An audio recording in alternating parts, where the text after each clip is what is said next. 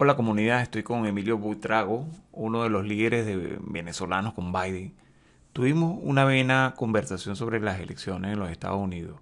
Él nos comentó acerca de cuáles son los planes del presidente electo Biden y qué podemos esperar los venezolanos de esta administración.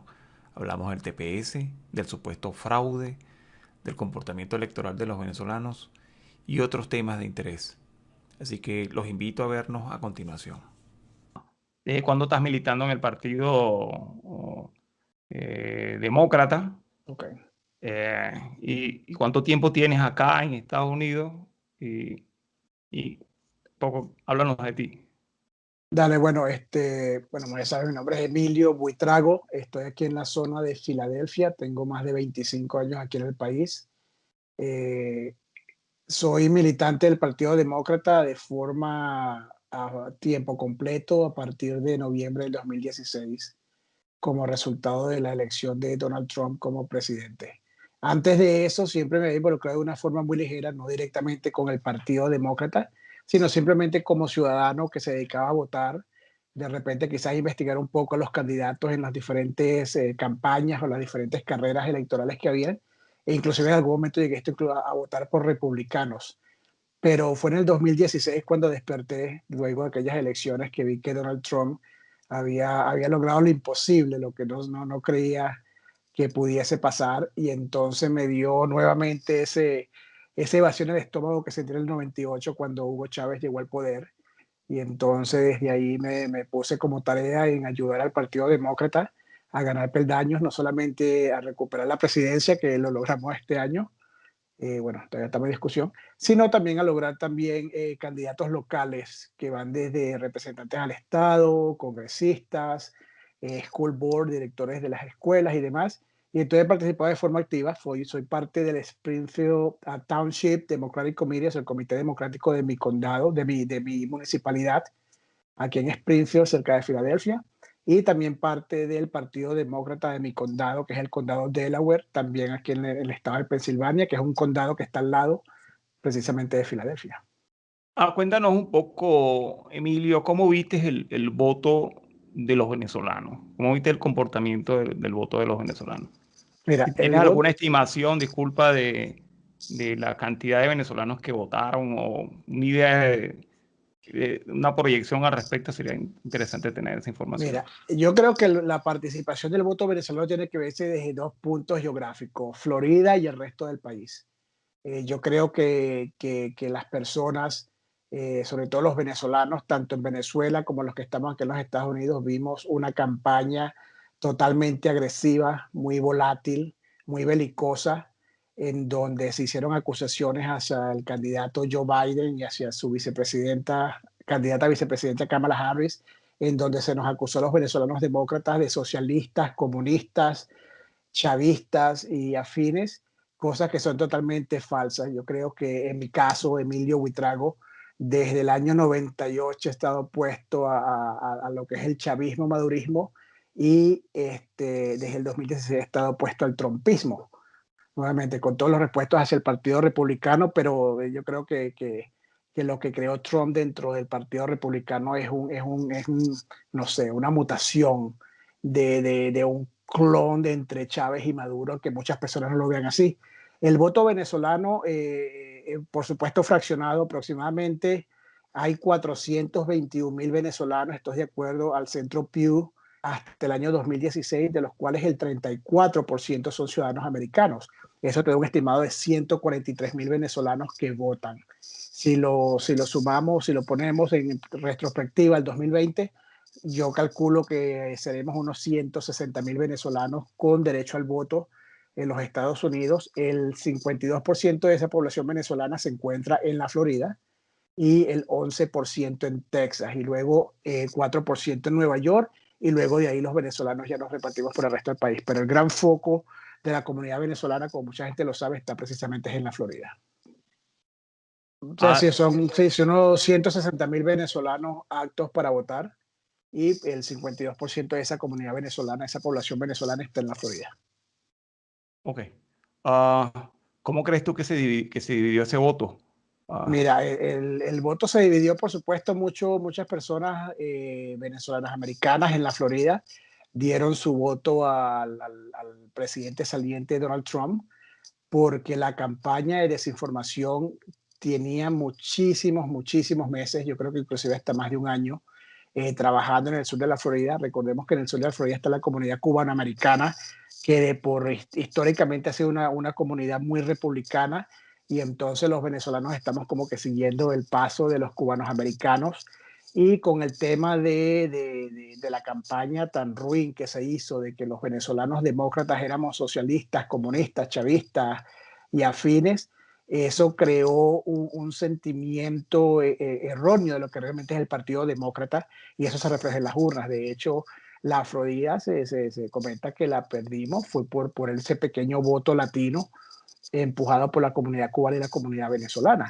Más sin embargo, en el resto del país la participación de la comunidad latina y el apoyo al el presidente electo Biden fue masiva. O sea, el venezolano está fraccionado, pero nuevamente es un caso único que debería estudiarse en la Florida, porque en el resto del país yo hablo con venezolanos americanos y todos apoyaban al presidente Biden, estaban claros de que era la opción más correcta, y que al igual que yo sentían ese sentimiento de similitud que existe entre la tendencia, la forma de gobernar, la forma de actuar de Donald Trump con lo que fue en su día Hugo Chávez y lo que es hoy día Nicolás Maduro. Entonces era como un espejo que le estabas viendo, a pesar de que las tendencias son distintas.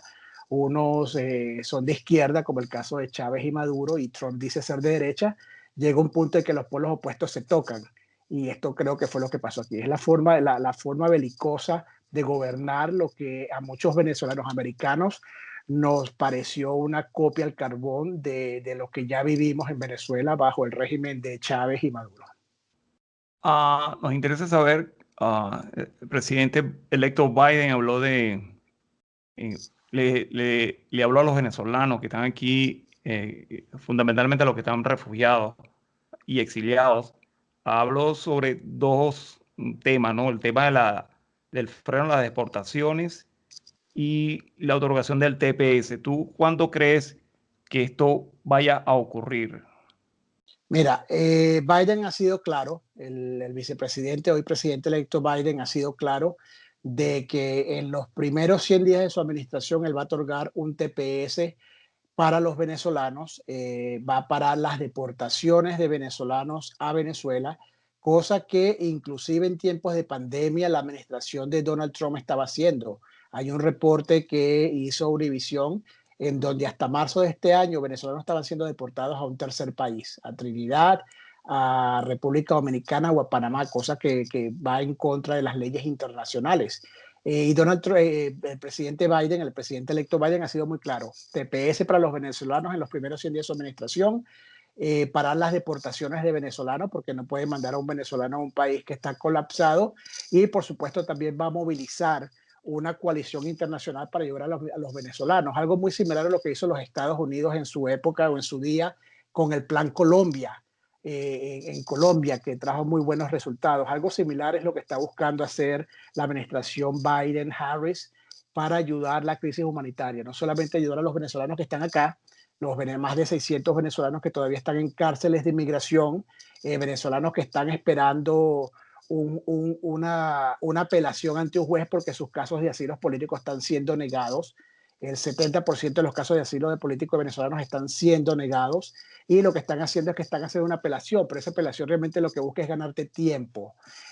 Ya sabemos, precisamente por las leyes de inmigración del presidente saliente Trump, va a ser casi que imposible para los venezolanos pedir asilo político, porque primero, si llegas por un tercer país, que es nuestro caso, porque no hay vuelos directos a Estados Unidos, vamos a tener que entrar por Panamá, por República Dominicana, por cualquier otro país, y entonces eso automáticamente te descalifica para pedir asilo político, porque técnicamente tienes que pedirlo al país de donde llegaste saliendo de Venezuela.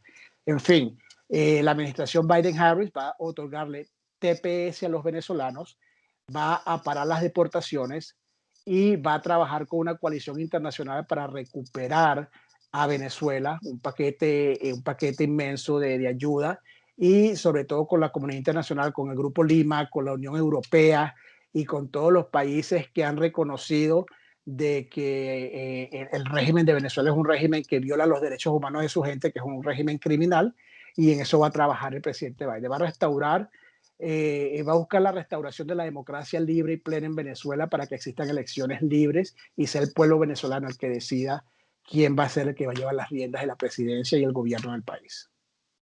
¿Y qué opinas del comportamiento de la oposición venezolana? Mira, yo creo que hicieron lo correcto porque la situación y la crisis humanitaria que existe en Venezuela es un tema bipartidista aquí en los Estados Unidos, no es un tema que solamente le incumbe o le interesa a los republicanos o a los demócratas. Ha sido un tema bipartidista y yo creo que la oposición fue bastante diligente en mantenerse tranquila y aislada, porque a la final, independientemente cuál sea el presidente, hubiese sido reelecto Donald Trump o ahora el presidente electo Biden, la presión bien va a venir de parte del Congreso. Tenemos leyes como el Acto Verdad, que es la propuesta S 1025 que se aprobó en el Congreso, fue de forma bipartidista. Hay muchas leyes que se aprobaron en la Cámara Baja y que pasaron al Senado también de forma bipartidista, tanto por republicanos como demócratas.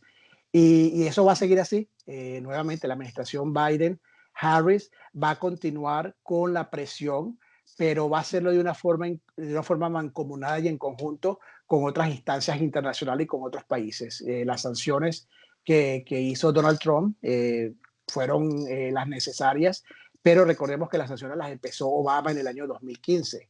Y Donald Trump lo que hizo fue continuar, quizás hizo un poco más de sanciones, hizo un poquito más de bullas al respecto, pero vemos que hoy día el gobierno de Nicolás Maduro está más atornillado al poder. Estas sanciones no han hecho sino exagerar la crisis en Venezuela y Maduro está utilizando como excusa precisamente estas sanciones para decir que por eso es que no llega la medicina a Venezuela, que no llega la comida a Venezuela, etcétera. Entonces, en la posición tiene que seguir trabajando con el Congreso, tanto con la Cámara Baja como con el Senado, y por supuesto trabajar con la administración del ahora presidente electo Joe Biden y Kamala Harris. Quería saber sobre qué opinas tú. Tenemos la oposición representada en el presidente de la Asamblea Nacional, Guaidó, y posiblemente en el futuro, si se realizan las elecciones que son catalogadas como elecciones fraudulentas, convocadas por Maduro, ah, eh, habría otra oposición más. ¿Y tú qué crees, que especulas que pueda pasar y cómo el presidente electo Biden podría manejar esta situación? Mira, el presidente electo Joe Biden ya ha dicho que las elecciones planteadas por Nicolás Maduro son unas elecciones ilegales, ilícitas y que no deberían de ser válidas. Entonces, no sabemos qué dirección va a tomar la administración una vez que tome posesión del cargo a partir del 20 de enero, pero no va a ser no va a negociar, o sea, no se va a sentar a dialogar con Maduro, sino que va a seguir montando presión nuevamente a través de una coalición internacional para que Maduro sea el poder, y la presión tiene que ir a otros países, o sea, la presión tiene que ser sobre Rusia, sobre China, sobre Irán, que son realmente lo que están sosteniendo el régimen de Maduro actualmente, y decirle que se vaya, que renuncie. O sea, no sabemos, pero lo que sí te puedo decir es que la administración Biden y la administración de la vicepresidenta Kamala Harris van a ser aliadas del pueblo venezolano, tanto los que están allá como los que están aquí en los Estados Unidos. Eso sí te lo puedo garantizar. Esta mañana eh, estuve leyendo el Nacional y vi una noticia de que hay maestros que se están muriendo, se están suicidando porque no están comiendo, están muriendo de hambre. Y entonces aquí hay una pregunta que nos habla de el tema de los hospitales, la gente común, que no son presos políticos, sino son gente común que está enfrentando la situación. Hablaba Bob Menéndez de que iba a ser más quirúrgica el tema de las sanciones, que debería atacar fundamentalmente a Maduro y no a la población civil, y como al parecer está ocurriendo. Y entonces me gustaría saber tu opinión sobre esto y saber también si el Partido Demócrata tiene algún tipo de organización, o si hay algún comité, o si hay algo creado, algún grupo de presión que esté enfocado en el tema de la situación venezolana? Mira, un par de cosas. O sea, la administración Biden va a liderar una coalición internacional para ocuparse de la crisis humanitaria en Venezuela, para que estas personas, aquellos maestros, aquellos padres de familia, aquellos 5 millones de venezolanos que han dejado el país y que han dejado quizás a muchos de sus hijos al cuidado de sus padres. O sea, hoy día tenemos en Venezuela abuelos cuidando a los nietos porque los padres decidieron salir a buscar mejores rumbos, mejores futuros. La tasa de suicidio en Venezuela ha aumentado debido a la depresión y a la grave crisis. Nuevamente, la administración Biden-Harris va a llevar una coalición para ayudar ayudar a solventar esta crisis humanitaria que es la peor que existe en el hemisferio para un país que no esté en guerra. O sea, la situación en Venezuela solo ha sido vista en países en guerra, ni siquiera Siria. Creo que ha llegado a una situación como la que estaba en Venezuela, en donde 5 millones de venezolanos se han visto desplazados, en donde venezolanos han tenido que caminar cientos de kilómetros para llegar y cruzar las fronteras y irse hacia el sur. Entonces, ese paquete nuevamente estamos buscando y lo que se ha comentado es que va a ser algo muy similar bajo la idea de lo que fue en su día el Plan Colombia. Con relación a las sanciones son un mecanismo de presión, mas no deberían ser el fin común. O sea, las sanciones no van a lograr solamente que Maduro deje el poder y que existan relaciones. O sea, las sanciones son una parte de ese mecanismo. Habrán también temas diplomáticos, temas de presión a través de una coalición internacional, pero las sanciones hay que buscarlas, verlas con mucho detalle y que sean realmente sanciones que afecten y que quiebren al régimen, más no afecten a la comunidad civil, que es la que se está viendo afectada. Pero nuevamente, y eso lo ha dicho claramente el gobierno americano, el gobierno de Venezuela no tiene ningún tipo de restricción para comprar medicamentos en el exterior y para traer insumos médicos al país. Eso es totalmente falso, en donde dicen de que las razones por las cuales los hospitales están desabastecidos es por el embargo, por las sanciones, por el bloqueo. Eso es totalmente falso, porque si vemos hace un par de meses, no sé si tú llegaste a ver esa noticia, en Florida descomisaron más de 100 vehículos de lujo que iban a ser exportados a Venezuela a través de un testaferro. Entonces, vemos que las sanciones han sido puntuales y han dado en el clavo. Creo que solamente una de las sanciones fue a Citgo directamente y que repercutió sobre PDVSA. La mayoría de las otras sanciones, tanto las de Obama como las del presidente Trump, han sido directamente a personeros acusados de violación de derechos humanos, de tráfico de drogas, inclusive el lavado de dinero. Venezuela, precisamente hoy se está cumpliendo un año que se instauró lo que llamaban el Congressional Venezuela Democracy Caucus o el Caucus Pro Democracia para Venezuela. Eso se creó exactamente un año el día de hoy en Washington, D.C. Fue una coalición bipartidista también, en donde participaron los patrocinantes fueron Mario Díaz Balart del Partido Republicano y David Wasserman Schultz del Partido Demócrata. Y la idea de este caucus democrático pro Venezuela, Venezuela pro democrático, es precisamente crear dentro del Congreso y fomentar la restitución de la democracia en el país y la ayuda a Venezuela en la parte humanitaria. Entonces, este caucus es uno de los tantos que existen, pero que se va a enfocar solamente en la ayuda de la restauración democrática en Venezuela. Emilio, ¿qué opinas de los señalamientos de fraude? Esos señalamientos de fraude están totalmente no tienen fundamento, no tienen base, no tienen pruebas. Yo estoy aquí en Pensilvania, que es uno de los estados, el estado que le dio el triunfo a Joe Biden. Estoy aquí en Filadelfia. Y los señalamientos, todas las querellas, todas las demandas que ha puesto la campaña de Donald Trump en Pensilvania han sido rechazadas por falta de pruebas o por no tener base. El día de ayer, el grupo de abogados que estaban asignados en Pensilvania por parte de la campaña de Trump simplemente renunció porque sabe que estaban en riesgo en perder inclusive hasta sus licencias en el bar aquí en el estado por querer hacer una demanda sin fundamento.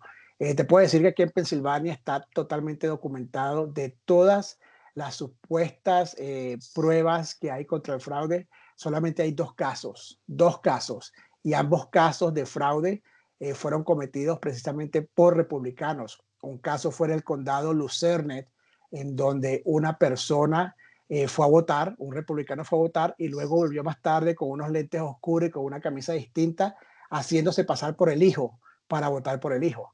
Y el otro caso es en Chester County, en donde una persona trató de votar por correo, haciéndose pasar por su mamá difunta.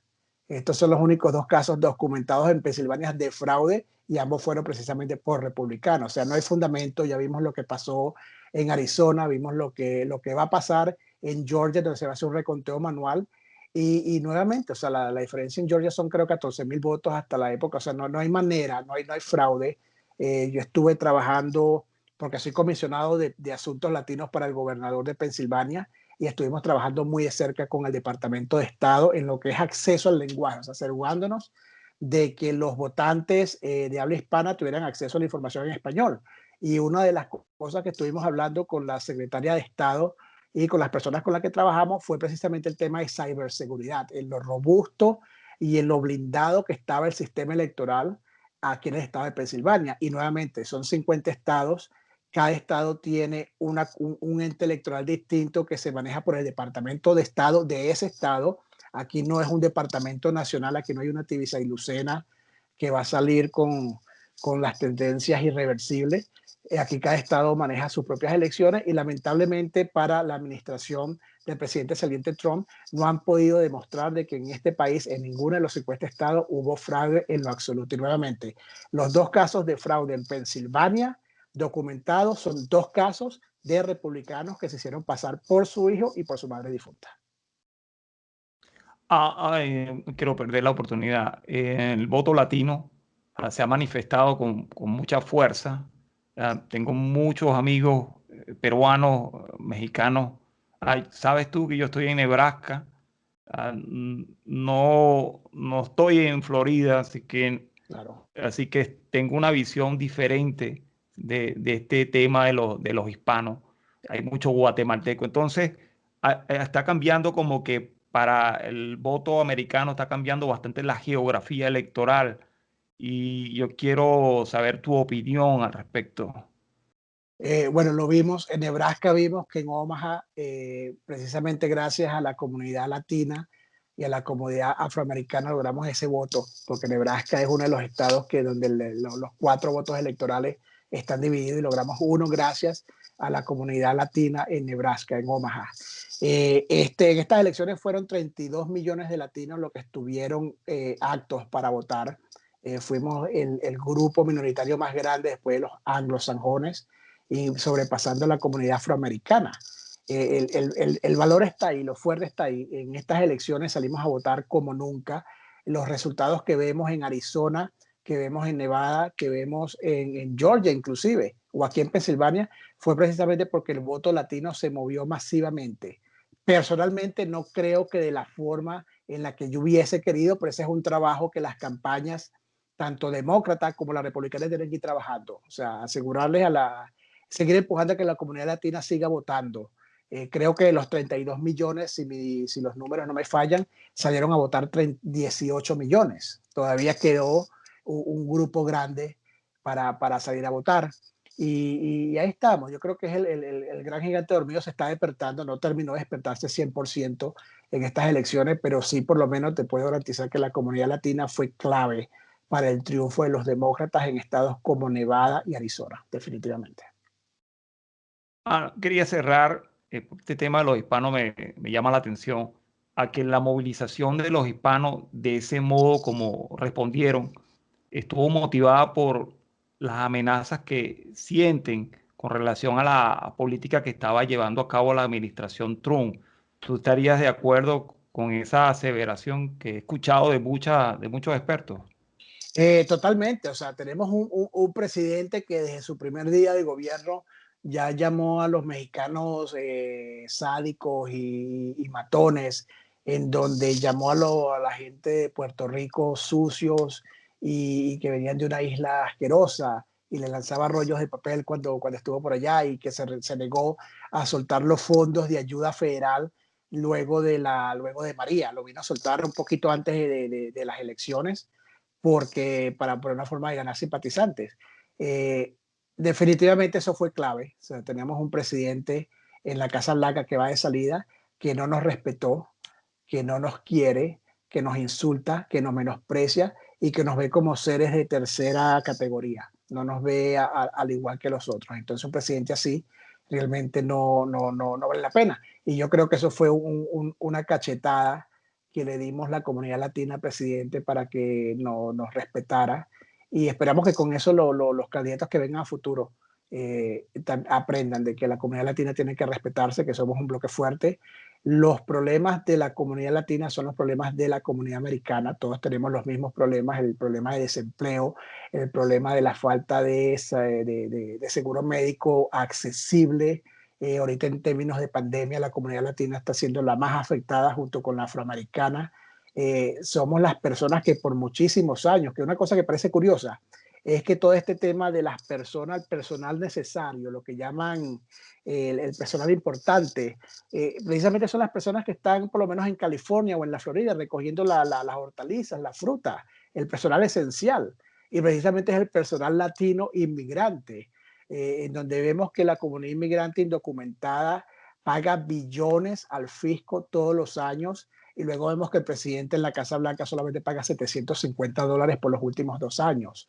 Yo creo que la comunidad latina se ha dado cuenta de eso, pero el trabajo está ahí. O sea, tenemos que seguir educando a nuestra comunidad latina, tenemos que seguir fomentando la importancia de lo que es verse involucrado en los procesos electorales, independientemente sean carreras como la de la presidencia o carreras más pequeñas, porque el impacto de los representantes que tenemos a nivel local es impresionante. O sea, desde el congresista, representante del Estado, tu concejal, tu comisionado, todos esos votos son importantes y los latinos tenemos que involucrarnos también un poquito más en la política, entender quiénes son los candidatos, ver cuáles son sus perfiles, cuáles son sus propuestas, cómo nos ayuda a nosotros como latinoamericanos. O sea, ser latinoamericano, el único tema que nos importa no es solamente inmigración, nos importa que tengamos sueldos accesibles, que tengamos beneficios y educación para nuestros hijos, que tengamos educación universitaria a un precio razonable, que no tengamos que nuestros hijos salgan de la universidad debiendo $500,000 para una carrera que lo que va a ganar son $45,000 en un empleo. O sea, son los temas americanos, son los temas de los latinos, a la diferencia de que quizás tendemos a irnos un poco por la parte de inmigración, porque la mayoría de los latinoamericanos en Estados Unidos somos de primera, segunda, tercera generación de inmigrantes y por eso es que nos interesa tanto el tema de inmigración.